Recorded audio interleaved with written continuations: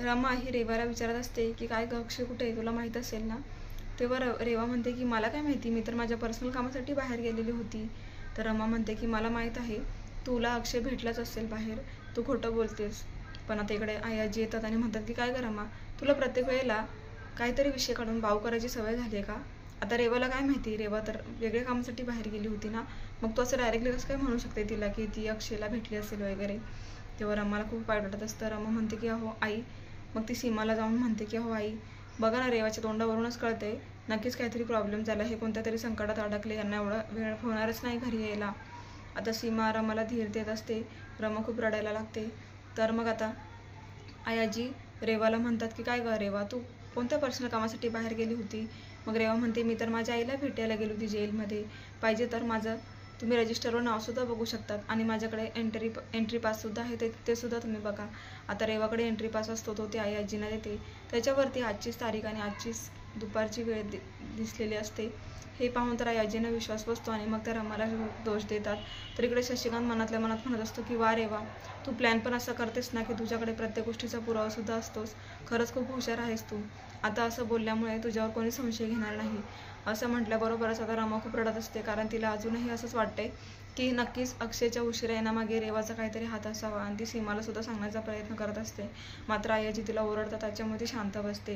दुसरीकडे शशिकांत आता रेवाला टेरेसवरती घेऊन जातो आणि विचारतो की सांग रेवा, काय केलंयस का तू, अक्षय अजून आला का नाही घरी, कुठे येतो. तेव्हा रेवा म्हणत असते की अहो अक्षय तर आपल्या ऑफिसमध्ये होता आणि त्यानंतर तो कुठे गेला मला नाही माहिती. मग आता शशिकांत म्हणतो की तुला कसं माहिती तो टेरेसवर होता, खरं काय मला ते सांग. तेव्हा रेवा म्हणते की अहो मी त्या गुंडाला भेटली ना, तेव्हा मला अक्षय तिथून जाताना दिसला. त्यानंतर आहे ना मी अक्षयला बघितलं आणि मी खूप घाबरली, कारण मला असं वाटलं की त्याने आणि माझं त्या गुंडाचं बोलणं ऐकलं असेल, म्हणून मी अक्षयने काही बोलायच्या तिथून पळाली. तेव्हा शशिकांत म्हणतो की खरं सांगतेस की खोटं सांगतेस रेवा, काहीतरी लपवतेस माझ्यापासून, बोल खरं काय आहे ते.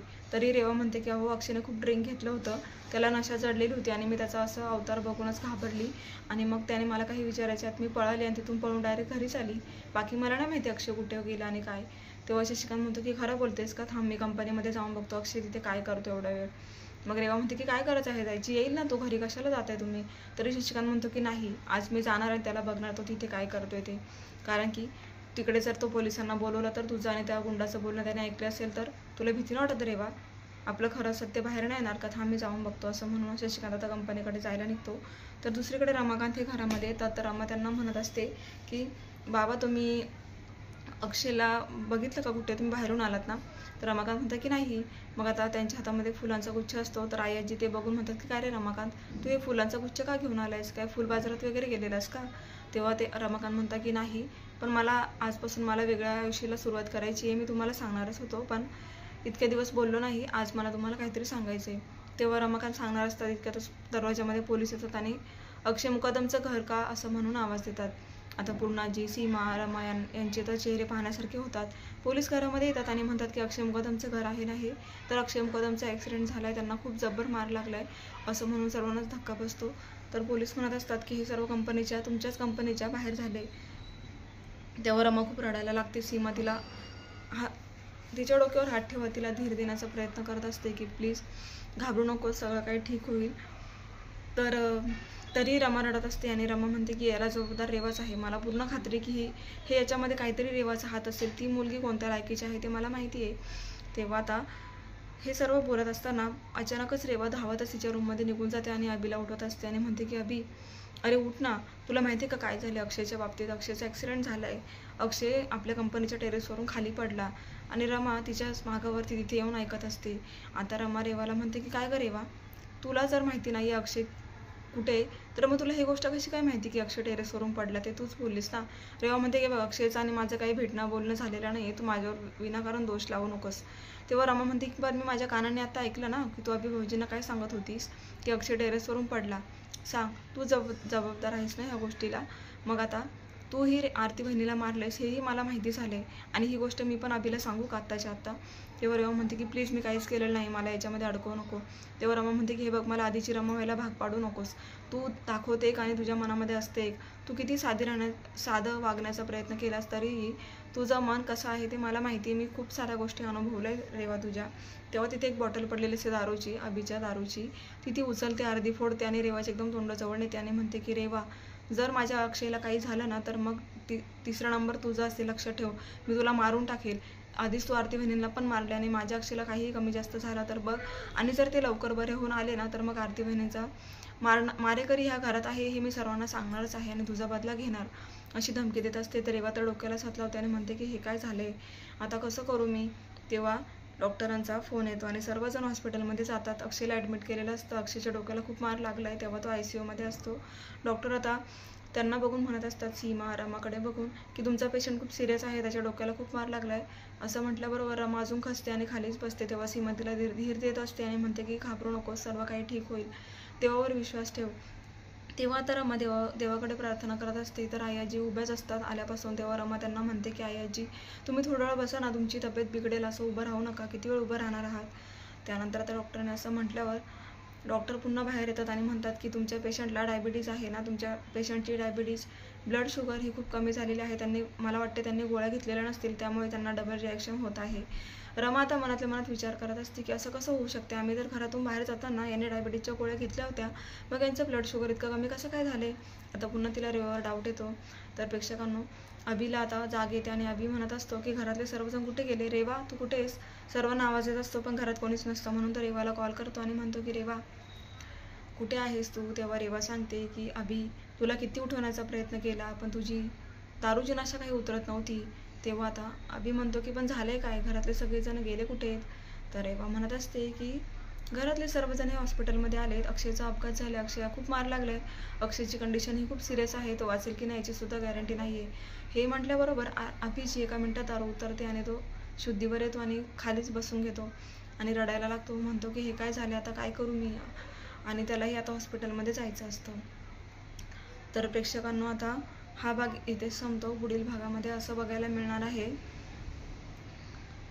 रमा ही रेवाला पुन्हा तेच म्हणत असते की माझ्या अक्षयला तूच मारलेस ना, खरं बोल आणि याचा बदला मी घेणारच आहे. तर मग पुढे आता अभि हा रमाच्या पाया पडत रमाला म्हणत असतो की अक्षयचा अपघात झाला, त्याला मी जबाबदार आहे, मला माफ कर. आता हे काय रहस्य आहे ते आपल्याला आज दाखवलेलं नाही, ते आपण पुढे पाहणारच आहोत की अभि का रमाची माफी मागतोय. तो काय इतका केविलवाना होऊन रमाकडे म्हणत आहे की अक्षयच्या अपघाताला मी जबाबदार आहे. अभि स्वतःवर का आरोप लावतोय हे आपल्याला पुढे बघायचंच आहे. पण मग आता रमा रेवाला सोडणार नाहीये.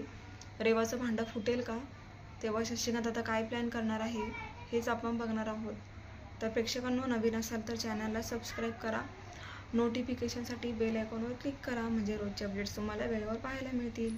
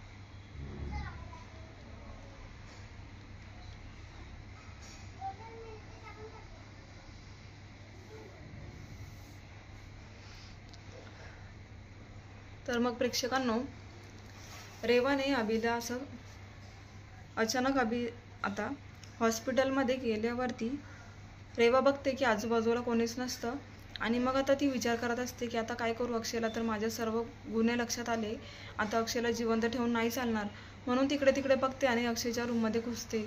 आता ती अक्षयला ऑक्सिजन लावलेला असतो, ती विचार करत असते की हे मी काढून घेऊ का, असं म्हणून ती मनातल्या मनात म्हणते की अक्षय मला माफ कर, पण मी तुला नाही वाचवू शकत, कारण माझ्या गुन्ह्यांचा साक्षीदार तू आहेस ना, आणि मला त्याला म्हणजे त्याचे पुरावे नष्ट करायचे, म्हणून आता मी असं करते.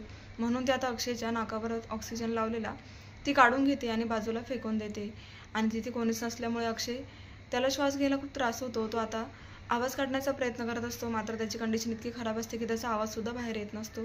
रेवा असं सर्व करून तिथून पळून जाते आणि त्याच्या थोड्याच वेळानंतर आता तिथे रमा येणार आहे. तर रमाने आता हे बघितलंय का की रेवाने त्याचं ऑक्सिजन काढलं आहे, की मग डॉक्टरांनी बघितलंय, रेवाचं भांडं फुटेल का, रेवाने एवढं मोठं कांड केले, त्यात आता तिला अक्षय जिवंत नकोय म्हणून ती असं काहीतरी करते, तर याला जबाबदार कोण आहे, रमाला न्याय मिळेल का, हेच आपल्याला पाहायचे. पाहत राहा मोरंबा आणि अशाच अपडेटसाठी चॅनलला सबस्क्राईब करा, नोटिफिकेशनसाठी बेल आयकॉनवर क्लिक करा, म्हणजे रोजचे अपडेट्स तुम्हाला वेळेवर पाहायला मिळतील. खूप रंजक असं वळण आलं आहे प्रेक्षकांनो, आपल्याला आता पुढे पाहायचंच आहे. आता रेवावर पुन्हा तीच वेळ येणार आहे घरातून हाकलून द्यायची, तिची लायकीच ती आहे ना, हे आपण पाहणार आहोत. पाहत राहा मोरंबा. धन्यवाद.